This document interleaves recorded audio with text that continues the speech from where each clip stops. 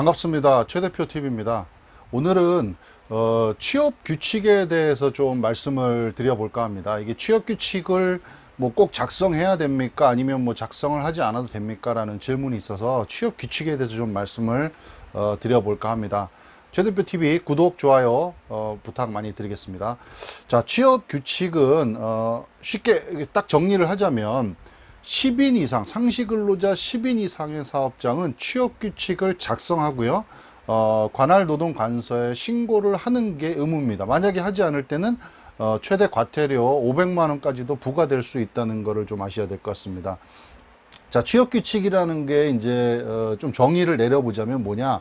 사업주와 근로자, 노동자 사이에 취업의 조건에 관해서 정한 규칙이라고 보시면 될 것 같습니다.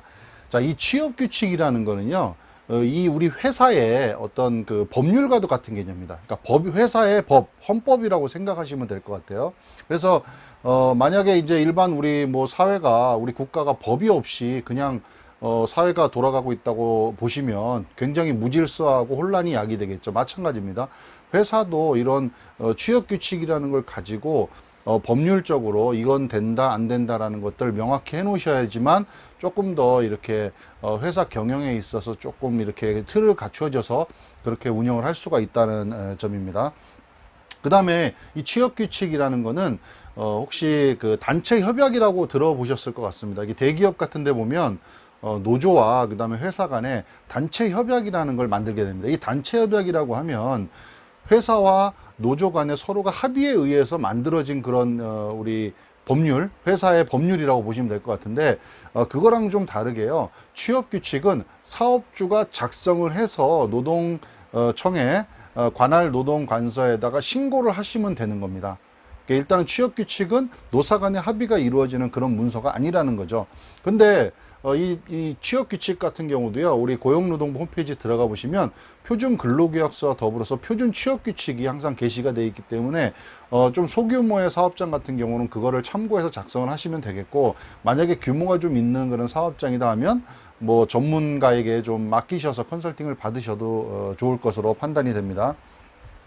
그 다음에 취업 규칙에 어떤 내용들이 포함되느냐, 취업 규칙에 포함되는 내용을 보니까요, 제가 좀 빨리 좀 보겠습니다. 업무 시작 및 종료 시각, 그 다음에 임금의 결정, 계산, 지급 방법, 임금의 산정 기간, 지급 시기 및 승급에 관한 사항, 가족수당의 계산, 지급 방법에 관한 사항, 퇴직에 관한 사항, 이런 것들을 다 취업 규칙에 넣습니다. 그러니까 쉽게 얘기해서 근로계약서 상에 주로 많이 내용을 넣는데 거기에서 넣지 못한 나머지 내용들은 다 취업 규칙에 넣는다고 생각하시면 될 것 같아요. 그 다음에 좀 주의하실 부분은 아까 취업 규칙은 상시근로자 10인 이상의 사업장은 취업 규칙을 작성해서 신고해야 될 의무가 있다고 말씀을 드렸고요.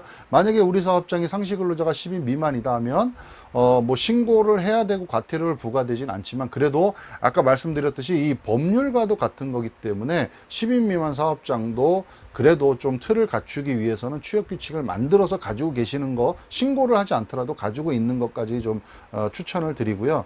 그 다음에 취업 규칙은 최초, 그러니까 회사를 설립하고 최초 만들 때 그때 만약에 신고를 하게 되면 그거는 그냥 만들어서 아까 말씀드렸듯이 만들어서 노동관서에 신고를 하면 되지만, 만약에 이미 신고한 취업 규칙을 우리 회사의 규정이 좀 바뀌어서 이거를 변경하고 싶다 하시면 그때는 변경 신고는 최초 신고보다 조금 좀 복잡하고 까다롭습니다. 왜 그러냐면 좀 이제 번거롭다는 거죠.